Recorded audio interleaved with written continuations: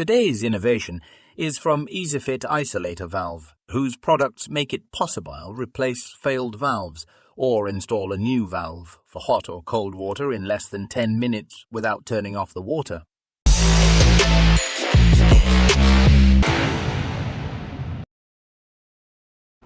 Hello everybody, my name is Victor with EasyFit Isolator. I'm the product application specialist. Today we're going to be going over how to install one of these valves on a live line.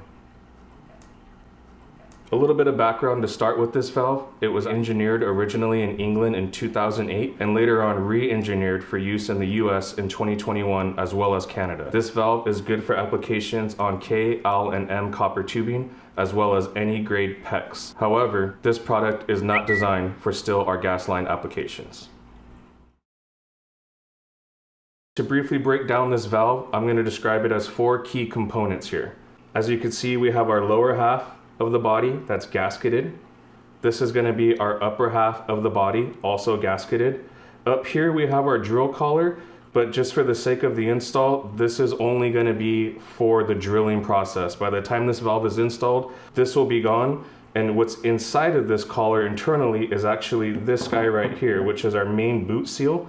This is our secondary seal, which is now making this valve a dual sealing isolation valve. Now that we've gone over the core components of the valve itself, let's break down the box so you guys could see what to expect when you order one of our kits. As you can see here, we have our flow meter on our live line, so you guys can indeed see that this is a pressurized vessel. When we open up the box here, you're going to have your set of instructions, your valve itself. For the sake of the video, I have this guy unbolted already. You'll notice here on the front, depending on the line that you're working on, the valves will vary. On the drill indication, each valve will have a little tag right in the front that indicates your drill depth. You're also going to be provided 2 handles, red and blue, to indicate if you're working on a hot or cold line. Another component is going to be your cap. And lastly will be our toolkit. Everything needed for this installation is provided in this box aside from your own drill. You will have your specialty drill socket with red and blue indication lines, as I was talking about here on this tag, your Allen key for your drill for your 4 main body bolts, and lastly, a Phillips key attachment for the screws here on your cap. We're going to be installing one of these valves on a live line type L copper tubing. During this install, you're always going to want to make sure that you find the nicest piece of clean pipe you possibly can. And when I say that, I mean if there's any debris such as glue, residue left over from insulation perhaps, you're going to want to sand that away to make sure that we get a nice good seal on our main body gaskets around the line. We're also going to want to make sure that we have a good strong 18-volt drill. What we're looking for is somewhere around 500 inch-pounds of torque for these installs, including when we get into the larger size valves. Now that we've ensured we have a nice piece of clean copper to work with, we're going to go ahead and view our valve, taking note of the indication tab once again. So this is indicating that we're going to be drilling down to the blue line. When I say blue line, I want this blue line on the socket flush to parallel with the top of the drill collar. That's when we know that we've reached our target depth for this installation. I'm going to go ahead and place my lower half on the line, take my upper half like so, and I'm just going to go ahead and start staggering these bolts. It's really important when you do this install that you're ensuring that all the body bolts are nice and snug and they're not favoring any corner. Take your time and go catty corner A to B, C to D, and get a nice even tug all around the body.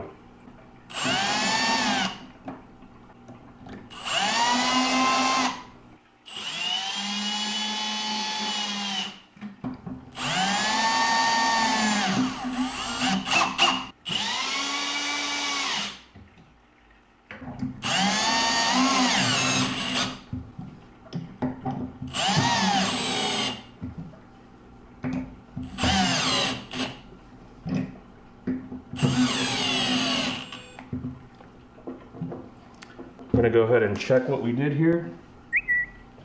Seems nice and flush on both sides to me. And sometimes, guys, if you're doing one of these and you see a little bit of gasket protruding from the side of the body, that's still okay. Now that we have this guy nice and snug, I feel comfortable to go. We're going to go ahead and add on our specialty socket now. Once again, guys, just a reminder, today we're gonna be going to the blue line. Now that we're ready to drill, guys, this isn't a race. You just wanna find a nice, smooth, moderate pace. As we approach the blue line, go ahead and throttle down a little bit. You don't wanna go too aggressive to the blue line. We wanna stop just above it, and we can manually make sure that we reached our target depth after. And I'll show you what I'm talking about once we remove this drill collar.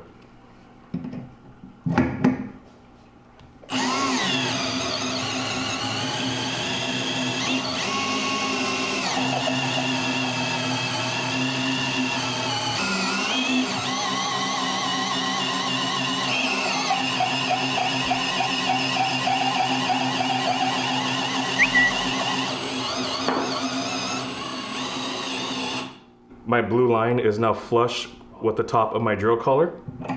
Now that I feel comfortable with the depth that we reached, I'm going to go ahead and remove our drill collar. As I mentioned, this is just for the sake of the install.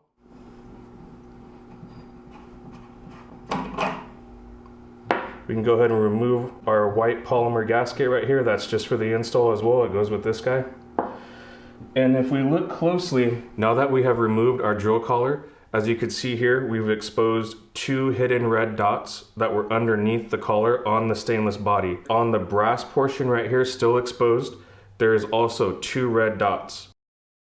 What we're gonna do is take our socket once again, place it on top, and by hand, just with the wrench, we're gonna do that half a turn crack and line those up.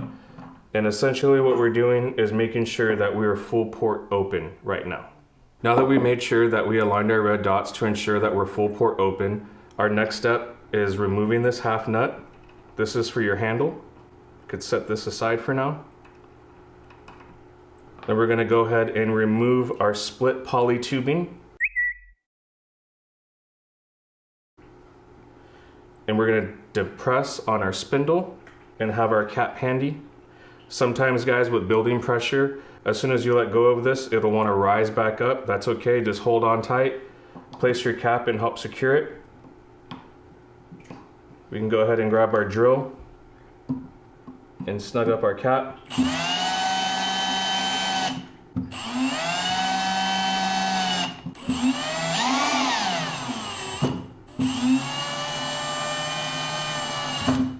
Remember, guys, it's not that this needs to be crazy tight as long as it's flush with the body to secure the spindle down. Lastly, we're going to go ahead and grab our handle, our half nut. We could actually grab our socket once again and use that to tighten this guy up. And that being said, we can go ahead and valve off. Simple as that.